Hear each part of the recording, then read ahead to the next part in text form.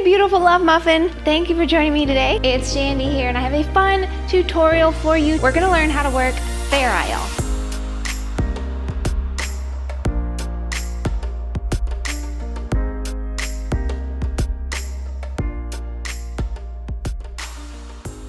Alrighty, today we are featuring our Etude number 4 knitted stole pattern. This is the 4th in a series of Etude patterns that we're creating this year for you. Each Etude will teach you a new technique. What you'll be learning in this Etude shawl is Fairisle. Fairisle is a knitting technique that uses multiple colors to create this gorgeous look you see here. This is a gorgeous rectangular shawl pattern.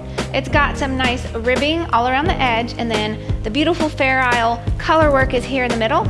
We used one main color, this champagne-y color, and then 3 other contrasting shades to make up the beautiful design. The yarn I chose for this pattern is our Cash Silk Sock yarn. It's a nice fingering weight yarn with cashmere in it, so it's luscious and soft, has some structure in it, but still a beautiful drape, so it's great for Fairisle. I'll put the links to the pattern and the yarn in the description for you. Okay, I'm gonna do a quick demo of this pattern for you. So this pattern is worked flat, which means you're going back and forth, back and forth. You're gonna do a couple inches of ribbing, and then we start onto the actual Fairisle part. Fairisle typically comes with a chart. You can see this chart repeated over and over and over in the pattern here.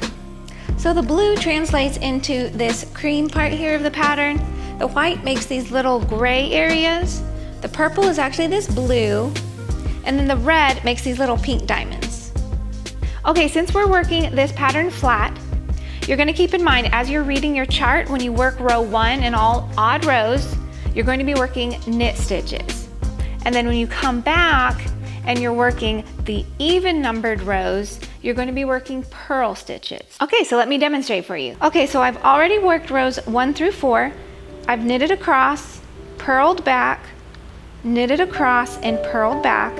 And now we're gonna start on row 5. To do row 5, you're gonna work 1 stitch with your second color, then 3 stitches with your main color, 1 stitch with your second color, 3 stitches with your main color.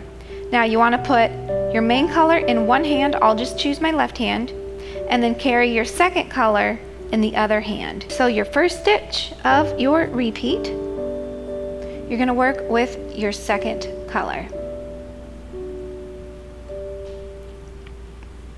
Okay, then you're gonna work 3 stitches with your main color.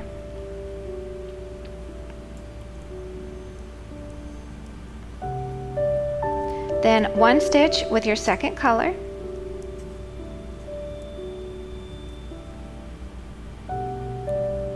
Keeping in mind, you want to make sure your stitches are spread out on your needle so that your floats in the back stay loose. Very important, or your Fairisle will be way too tight. Okay, and then 3 stitches of your main color.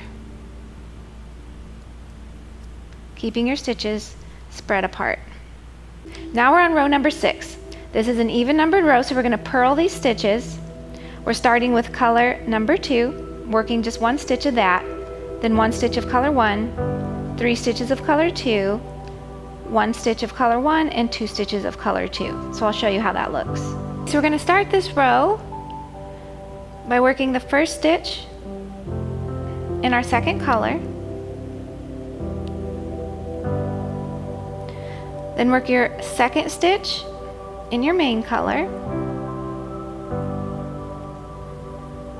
Then we're doing 3 stitches with our second color. 1,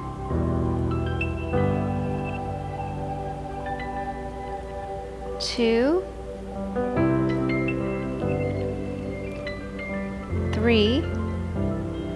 Remembering to keep our stitches spread out so our floats stay nice and loose. Then you're going to work 1 in your main color and 2 with your second color.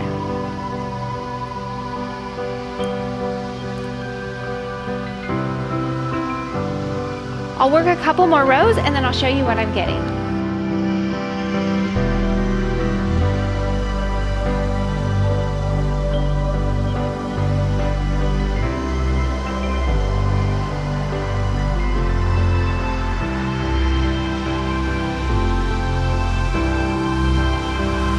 here's what I've got going so far. This little cross here corresponds with this little cross here. And in the actual pattern, it's these little gray crosses here. So I hope that tutorial helped you on how to get started working Fairisle. If you did like this video, please go ahead and like it, comment, and subscribe so you don't miss out on future episodes. And head to ExpressionFiberArts.com and sign up for email updates. You're gonna get exclusive knit and crochet patterns and coupon codes. You're gonna hear about our big monthly yarn giveaways, get first dibs on a lot of our new exciting goodies, and a whole lot more, so I don't want you to miss out on that.